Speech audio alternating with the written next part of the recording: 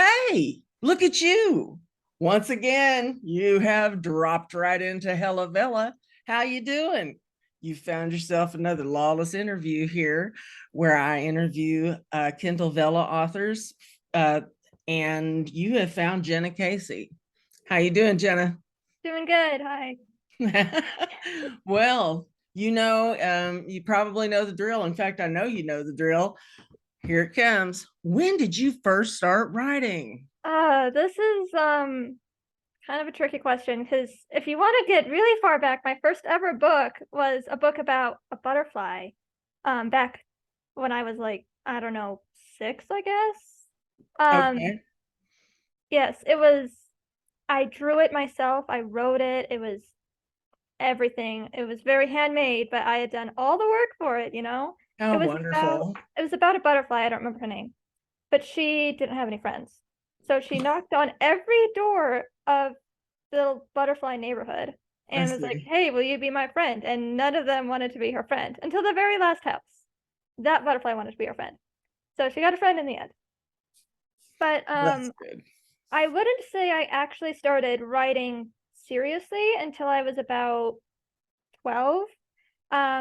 I got into writing, yeah, around 12, I'd say. I actually started out writing fan fiction at first. Um, A lot yeah. of people start that way, Mhm. right? Yeah. I mean, you admire something and you don't want it to end, for one thing. You Yeah. just don't want it to end. And so Yeah. you want to continue on with that. I get it. I get it. I never did write any of it, but I get it. Yeah. So I started writing fan fiction around 12, and then when I hit about 14, I branched off into my own stories, and I have not stopped writing since.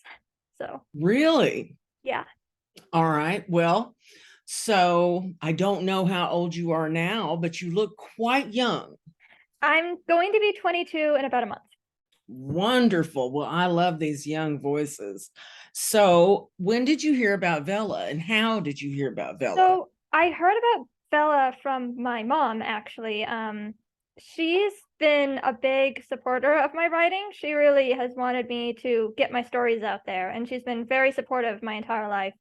And she heard about Vella, and she told me, "Hey, I should give this a try. You know, this would be a great way for me to get my stories out there, especially because the format of Vella, the way you publish the episodes, and they're not very long. You know, the serial format."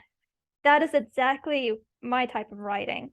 So I Wow. heard it, yeah, I heard about it from my mom, and I don't know where she heard about it, but she told me about it last year. I did not get into it last year though, which I kind of regret because I feel like if I could have gotten into it earlier, you know, that might have helped me out a bit more, but I might not have chosen the same story that I've started with now. So I Right don't on. regret it too much. I kind of believe things tend to work out the way they're supposed to in the end. You know what I mean? Yeah. So anyway, when did you come to Vella? When did you publish on Vella? So you heard about Um, it last year. Mom told you about it. That's super cool. That's like the best answer I've had. Okay. That's like, wow, I love it. My mom told me about it. yep. I thought for a second we were going to have a mother daughter Vella team. I'm going to run into that sometime. You know, I think that'd be really cool. I just got to convince my mom to actually start publishing on Vella as well, you know? Got to be like, "Hey, come on, write with me." Because she writes as well. I am from a family of writers.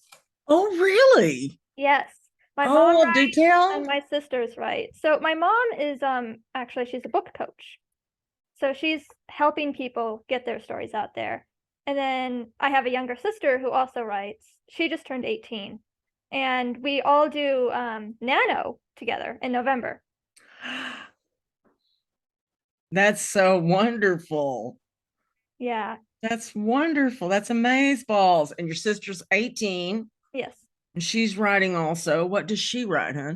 She writes mostly fantasy. Her stories are really good though. I really like them. Wonderful. Well, this is just great. I love it. I love it. Yeah. But Ah, fresh voices. And I as see for that Han Solo behind you. oh He yeah, approves. He approves. yeah. Yeah, you On guys, there's Solo. nobody sneaking up on her. I No, thought for a second there was, they're thought they're she was going to be cardboard accosted cutout. right here on. Yeah. And who's on the other side? There's Aragorn from Lord of the Rings. Oh my goodness. Hello, Aragorn. We've collected cardboard cutouts over the years, and they just kind of hang out here. So That's cool. That's cool. I like that very much. Well, okay. So then you heard about it, and then when did yeah, you um, publish? it was in July. I started July. publishing the Nighthawks in July, but I actually started writing it early June, I think. Okay. Because I wanted to have plenty of episodes written well in advance before I started publishing them. Let's say the name of it again so it's very clear what it is. The Nighthawks. The Nighthawks, yes. Very cool. And what is that about? I'm assuming that one's not about a butterfly. No, this one is about spies. So our main character, her name is Kaya Snow. She is an agent for the BSI, which is a secret organization. It's short for the Bureau of Security and Investigation. It's my own creation. So it Right. takes a lot of inspiration from, actual organizations, FBI, CSI, stuff like that, but it's fictional. Right. Right. And she is sent to join a team known as the Nighthawks after her original team all died. And so she's kind of dealing with the grief of losing her old team and trying to adjust to this new team. And the team is led by their captain, Basil Barnes. He is an interesting character. Captain, what's his first name? Basil. So he's Basil. Basil Ooh, Barnes. I like that name. Yeah. That's a big round name. I like it. Yeah, he's the captain, and then there's 3 other agents on this team before Kaya joins. There's Hiram Kopowitz, Tiago Reyes, and Georgie Matthews. So you've got 4 spies. Yes. And then Kaya, she joins this team. And their job is to protect the residents of a street called Kingwood Boulevard. There we go. The street is a fictional street again, but it's set in New York, and it's supposed to be home to some very rich, influential people. So it's their job to protect them. Nice. Nice. Okay. Okay. I like it very much. How many episodes do you have, Jennah? Well, there's about 35 out right now, but I've actually finished writing the first season, and in the first season, there's a total of over 80 episodes. I'd have to double check the exact amount. Okay, great. But you've got 35 of them that are currently published. Now, Yes. do you use the, I call it the Pez dispenser for putting your Vella episodes in? Do you use the Pez dispenser? I schedule them in advance. Yes. Okay. All right. All right. Yeah. That's pretty cool. How long are your episodes each? Well, they range from usually anywhere from 1,200 to 2,000 words. I try not to go over 2,000 because I feel like if they go over 2,000, they're a little too long and people are going to lose interest. Yeah, right. I'd say the average is probably about 1,500 words.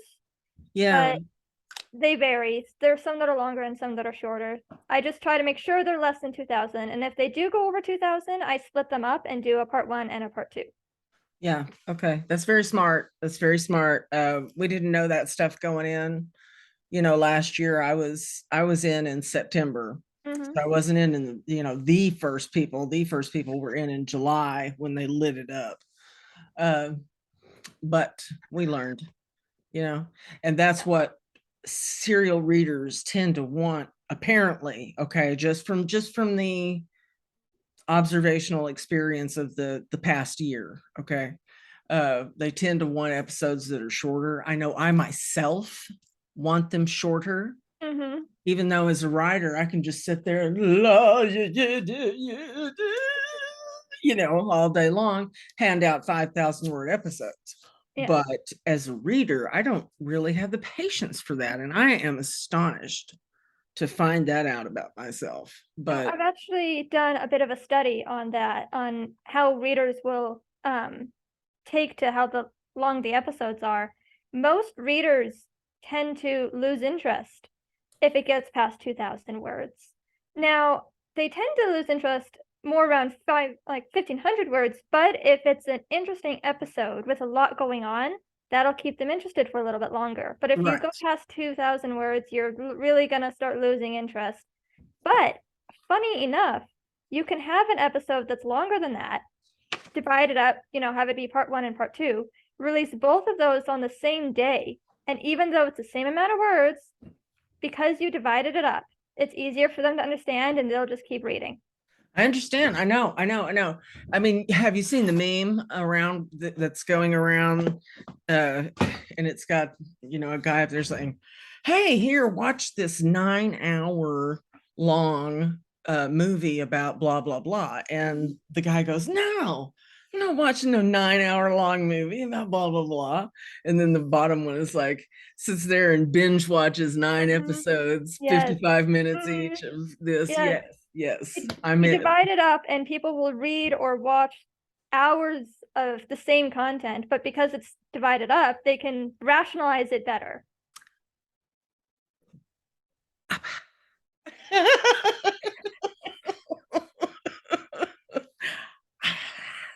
I'm not sure.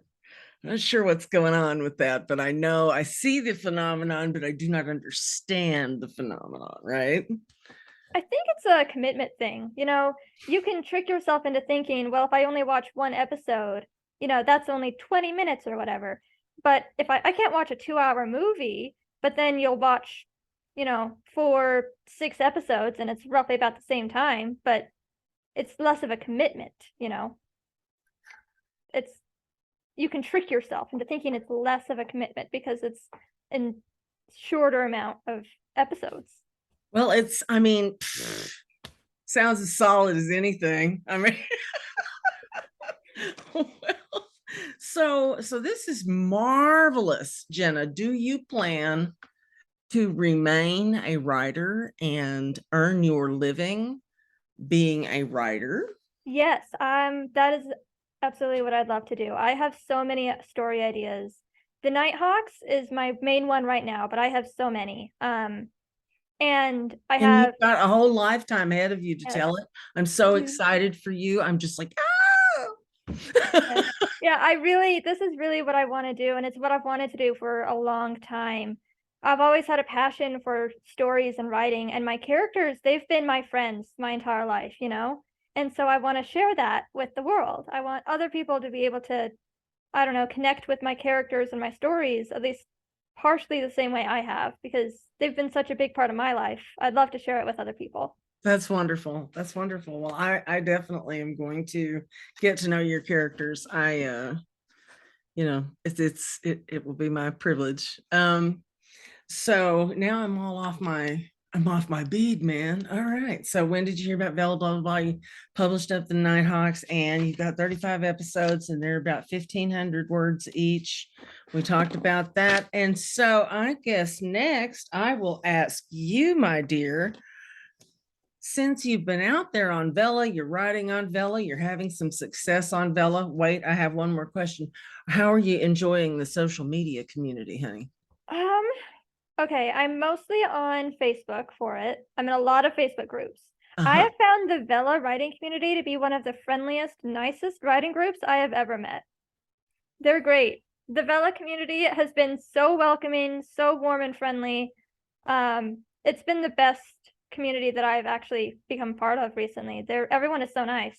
Oh, I'm excited to hear that from you. I really am, because that's what we want out here. I act like something I don't know, an arbiter of Vella. I'm not, but I do have Hella Vella here and on Facebook, and we want to make a community out of it. And we are Hella Vella's connected also through admins to other groups as well. Yeah. So we're all trying to build this really, really fine community. It feels like a community, you feel like you're part of a community. And I really like that about Vella on the social media platforms because, it really feels like you have a group there. No one really knows what's going on with Vella. None of us, we all seem to be in the same boat where we just we're just trying to figure it out and hope people read our stories. Yeah, It's exactly. very nice. It's a very nice community. Well, I am so glad you're finding it to be so. I think I mentioned something to do with TikTok before I turned on the recording, and you Yeah. said that you did open a TikTok account, but you don't have a real Yeah. presence out there. What about Instagram? Okay, so funny thing, I made an Instagram, and for some reason, Instagram kept deleting it. It deleted my account twice, and I could not figure out why, because I have other accounts, and it has never deleted those. But my author one, it kept deleting it. So I put that on the back burner for now. I'm going to try again, but Instagram has something against me on it for some reason. It keeps deleting my account. That's strange. I wonder if Instagram has gone to the sort of the policy where one person, one account. It might have, I don't know, because it was weird. I had Yeah. it and it kept deleting it.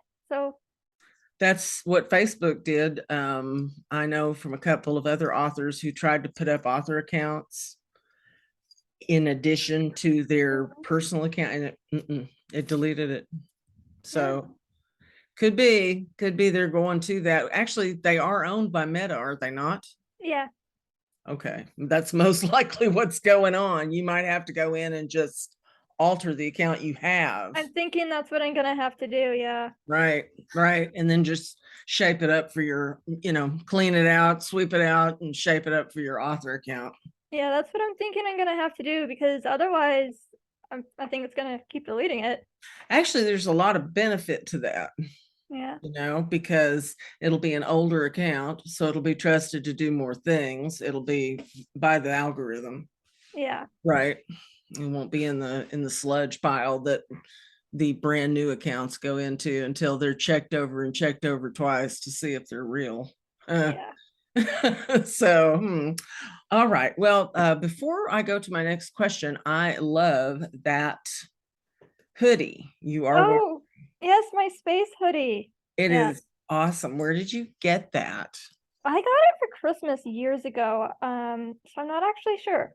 Well, it's very cool looking. So, next question. This is usually hard for everybody, but boy, you've told me you're ready for this one. So, have you got any shout outs for Vellas that you've read? Yes. Okay, so I have one in particular. I need to read more Vella. I'm gonna admit that right now. I don't have a lot of time to read, so I tend to write more than I read. But one of the that I found that I really enjoyed is called Mr. Zap Saves the Multiverse by Alberto Pupo, I think. Mr. Zap? Mr. Zap Saves the Multiverse. It is a science fiction comedy, and I've really enjoyed it. Well, that is wonderful. I love learning about novellas. Who's it by again, please? Alberto Pupo, I think. It's his last name is Pupo. Puto. Pupo. Okay, got it. That's a brand new name on me. All right. Yeah, I saw it on. It was actually through Facebook that I found it. It was through one of the Facebook advertising ones, and I was like, it kept showing up. And at some point, I was like, okay, what is this story? So I decided to read it, and it was a very fun read. Awesome. Well, I can't wait to take a look at it. Okay. Anybody else? Okay, this is where honestly, like I said, I need to spend more time reading because I don't have a lot of time to read, and I have a problem where I know if I sit down to read, I'm going to binge read and I'll just read everything available. So it's hard for me to sit down and read. So I don't have a whole lot of others I can shout out yet, but I do plan on setting aside time to read more very Well, soon. that's cool. Some people do, some people don't. And I think that there's a how should I put this? There's a scale of fudging that goes on. I mean, I think people say they read more than they do.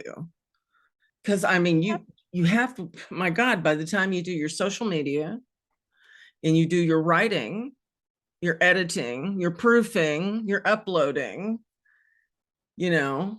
I don't know how anyone has time to read at that point. There you go. I spend so much of my day writing and editing, proofreading, trying to advertise that I Exactly, really don't have a exactly. lot of time to read. I need to make more of an effort. I will admit that. I need to make more of an effort. No, you're sure not getting any judgment off of me. If you think it's coming off of me, it is not. It is not. I did have a person I interviewed. I think it was Eva Creel. Hmm. She just flat said, I don't read anybody's stuff. Honestly, I get it though. That's very fair. It is, and she was so honest, and I just wanted to laugh. Anyway, it is what it is, huh? Mhm. But the important thing is that you're writing and you're getting your story out there, right? And this platform is just, I think it's very important. I do. And I know that I sound like some hokey used car salesman when I say that, but no, I have a point here. America has stopped reading. All right.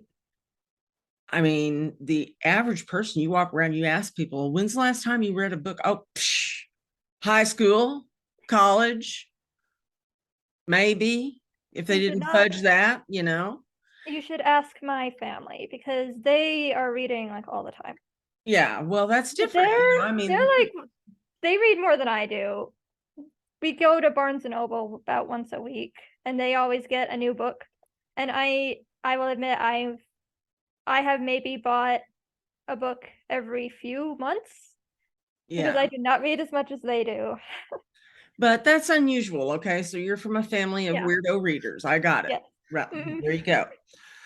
But on average, seriously, and I worked in downtown Seattle. I mean, these are people who are, they're doing okay, man. Yep. They're not the crumb bums of society when you're asking these people. None of my friends read. They don't read anything. Like my sister reads, but she reads like nonfiction, like how to Mhm. repair your faucet and shit like that. So, you know, but yeah, I had to learn to read a lot faster. Do you read quickly? I do actually. So my problem with reading, I actually love reading, but I have a problem where when I pick up a book, I will not stop until I finish that book. I cannot just read a chapter. I will read the entire book. So that's why I don't typically read because I know I have to set aside hours of my time and read, and I'll read this entire book. But I do read fairly fast. But that actually reminds me of our point we brought up earlier about the commitment. I think Vella is going to help a lot of people start reading more because it's not an entire book. It's This is, episodes at yes, a time. that's exactly my point. That is what I was saying, is that, America is just getting out of the habit of reading. And if you make it super, super convenient like this, where they can, I mean, this is the bag of chips of reading. Let's have a few Exactly. chips while And then we're before you waiting on know a it, there's bus, you know, yeah, yeah. whatever. And then put the phone back in the pocket, or the hoodie, or wherever, Hmm. and move on with your life, Yeah. because life is getting to where it takes everything you've got just to live. Hmm. So my dad has a phrase he likes to say. He calls it popcorn reading, where you're just kind of reading like how you're eating the popcorn. You're just eating it and then it's gone. I Yeah, don't I don't really know why he calls it popcorn reading, no, I but like that it. is I like that it. is exactly what Vela is in a It way. is. It seems It's that way, popcorn huh? reading, right? I It's like that very much. Popcorn reading. Yes. I've heard bathroom reading, which that has value also. There's yeah, actually a book that's called The Bathroom Reader. It comes out every year, and it's this book of short stories. It's good. It's good. It's very entertaining. But this is everybody's wherever reader. But yeah, I do like the term popcorn. Don't know why, but it does seem to fit. right. I can't explain it, but it fits. Yeah, yeah. I get it. Popcorn Yeah. reading. Your dad's a genius. I know. When he watches this later, because I'm rest assured, my entire family will be watching this. Oh, good. Yes. Well, hello. I called you a bunch of crack smoking weirdo readers. Sorry. That's okay though. That's just what I do. Okay, so popcorn reading, that's what we're writing. And I think it's important. Mhm. And I want to just get the word out. Yeah. Everybody that this is available.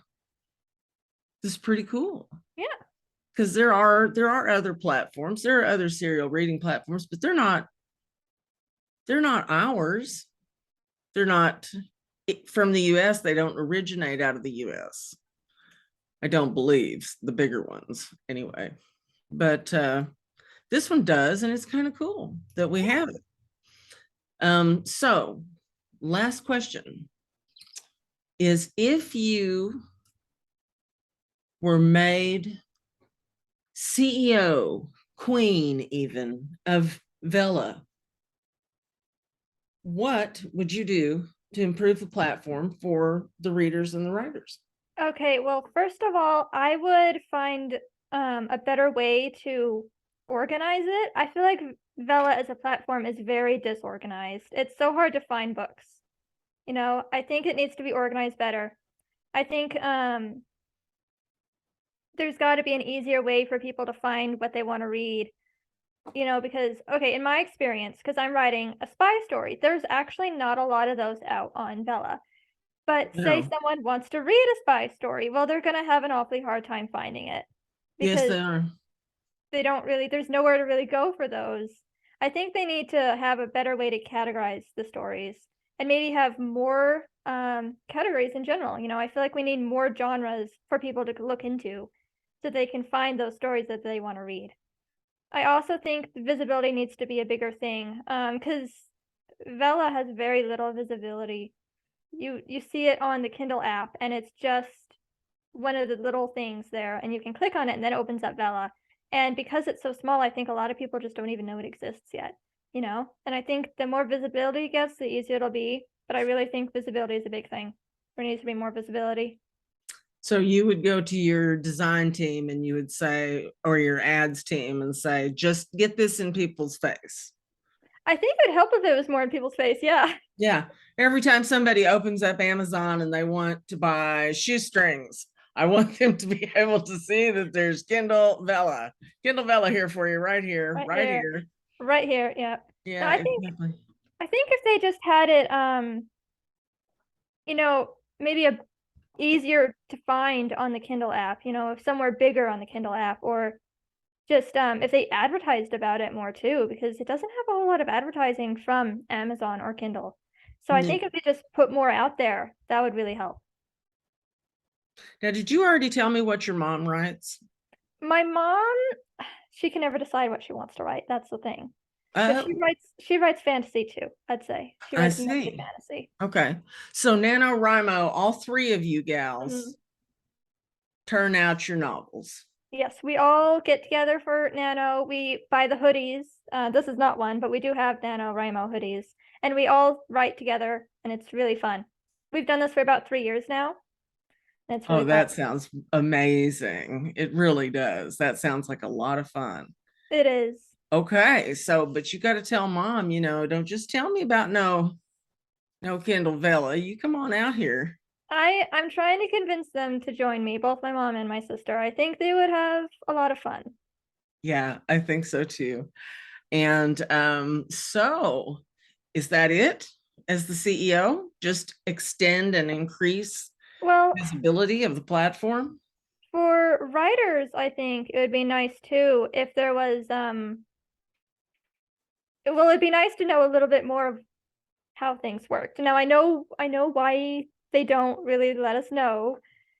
But still, it'd be a lot easier, I think, if we knew, if we had some goals to work towards, you know, like, because I was featured recently. I don't know why I was featured, but I was on that featured list for about 2 weeks, and I had the crown. And I'm telling you, having that crown was the best motivator ever. I want that crown back. My crown's gone now, and I want it back. But I don't know how to get it back. Yeah. So I'm just hoping eventually, you know, it comes back. They'll tell you what to do, huh? Well, so okay. That's cool. A little bit more transparency in the how things work.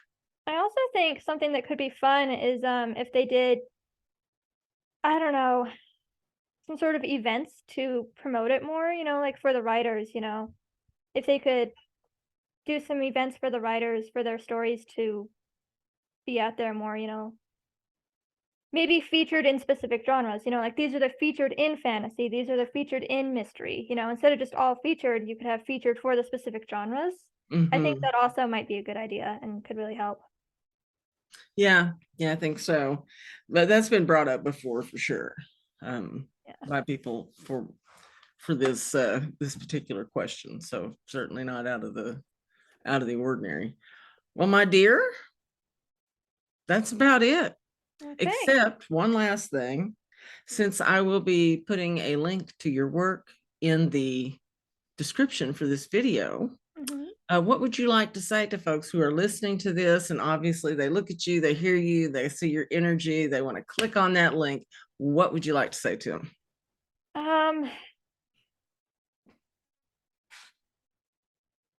Don't take it too seriously.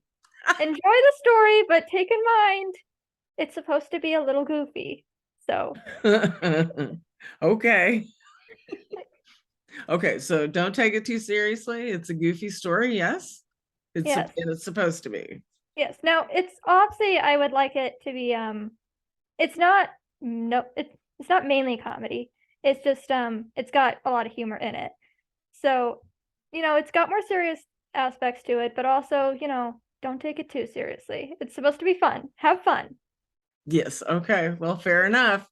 All right, folks. Well, this has been Jennah Casey, and you first met her here on the Lawless interview for Hella Vella. So take it easy. We'll see you next time.